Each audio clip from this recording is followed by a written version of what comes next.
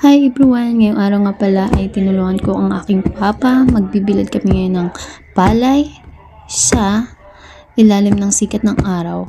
Dahil sobrang init ngayon dito sa amin guys. So naisipan namin magbilad na lang kami ng palay ni papa.